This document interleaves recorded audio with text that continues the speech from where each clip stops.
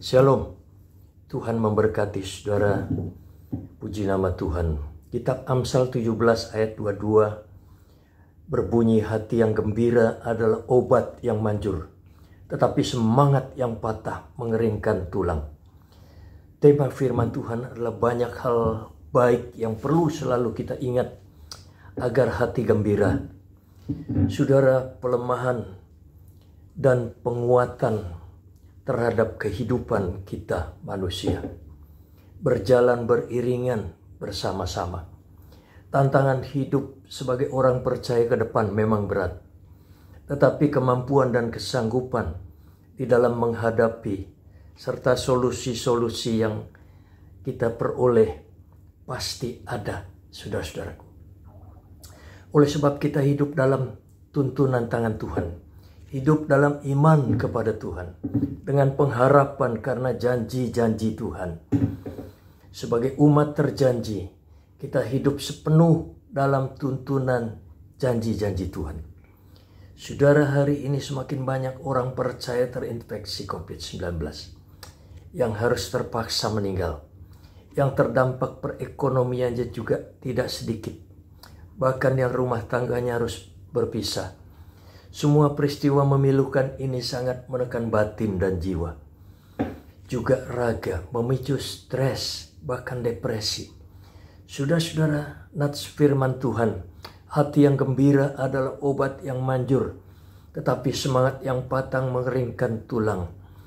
Saudara, sebuah hasil riset ilmiah kesehatan yang telah dilakukan di Amerika oleh seorang dokter jiwa yang adalah juga sebagai hamba Tuhan, membuktikan ketika orang hatinya susah, maka yang terjadi terhadap fungsi-fungsi tubuhnya adalah bekerja amat buruk.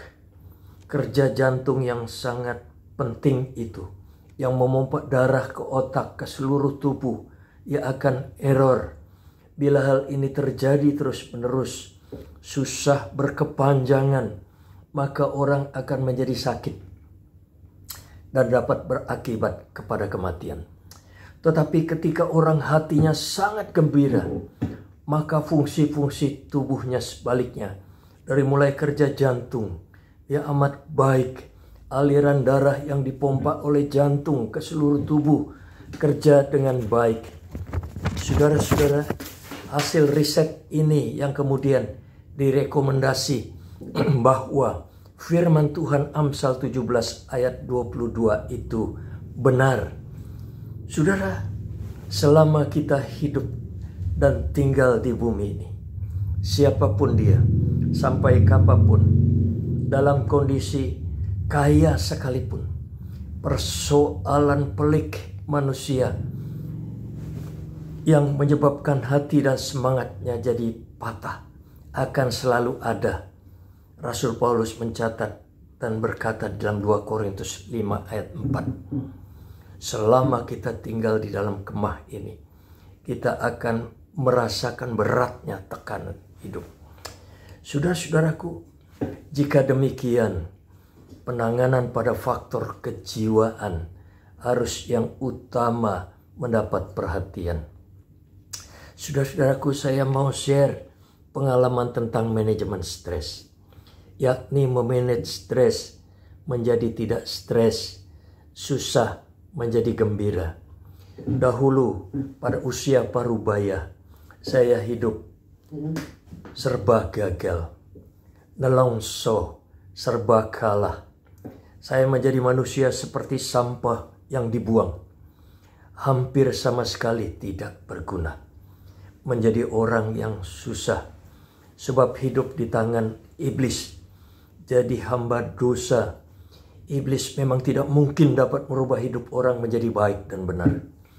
Malah ia bawa orang pada titik nadir kekalahan, ketidakberdayaan, sampai berujung kepada maut.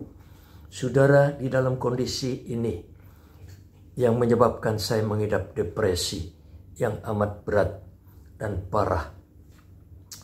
Saudara-saudaraku, ketika saya tidak berdaya melawan dan merubah nasib, Tuhan melawat saya, menerangi hati dan jiwa, mencelikan mata hatiku yang buta, lalu kemudian menuntun saya di jalan-jalan kemenangannya. Dia bangun semangatku yang patah. Spirit untuk hidup diubahnya.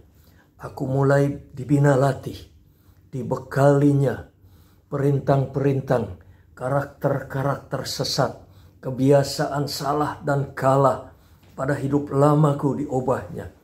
Ini saya ibarat segumpal tanah liat di tangan penjunan, dilumat, dibanting, dipilah-pilah, diremukkan, dan mulai dibentuk. Saya kini berubah di tangan Tuhan. Bakat dan potensi-potensiku mulai ngembang. Saudara, di dalam tangan Tuhan, kini hidup saya jadi berkat, jadi berarti, tenang teduh, damai sejahtera, berpengharapan. Itu sebabnya di waktu-waktu kesesakan, di mana badai masalah datang, saya suka merewind kembali, mengingat perubahan-perubahan hidup yang Tuhan lakukan dahulu kala. Bagi saya itu pengalaman hidup yang paling menyenangkan. Dari hidup yang nelongso, hidup serba gagal, dan kini diubah, diberi hati damai sejahtera. Tidak susah lagi, tidak gagal lagi, saya percaya. Dari titik nadir lembah kekelaman, hidup serba gagal dan kalah, kini diubah oleh Tuhan kepada hidup penuh makna. Sehingga saya ketika mengingat lagi, maka hati saya bergembira. Saudara-saudaraku, pengalaman hidup diubah Tuhan adalah peristiwa yang sangat menghibur, menyenangkan. Saudara-saudaraku, banyak hal baik yang perlu kita ingat sebagai penguatan dikala kesesakan tiba, di masa sulit datang. Antara lain di samping memiliki pengalaman hidup yang diubahkan Tuhan, saudara-saudaraku, kita juga memiliki kesaksian-kesaksian hidup yang menyenangkan di dalam Tuhan. Kita senang karena kita berhasil membawa anak-anak, membina mereka, menyelesaikan pendidikannya, sehingga mereka hidup pada tatanan kemandirian. Kita juga bersyukur, berterima kasih. Ini hal-hal yang menyenangkan yang perlu kita ingat, saudara-saudaraku. Tuhan pastinya sudah memberikan kepada kita bekal keselamatan kita. Damai sejahtera, bukan kecelakaan. Untuk hari esok yang penuh pengharapan. Saudara-saudaraku, biarlah ini kita camkan, kita selalu ingat.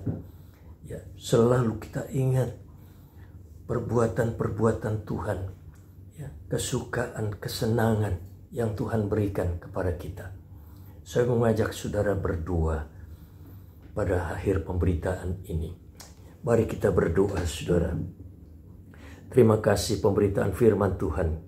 Kami telah ikuti dengan seksama.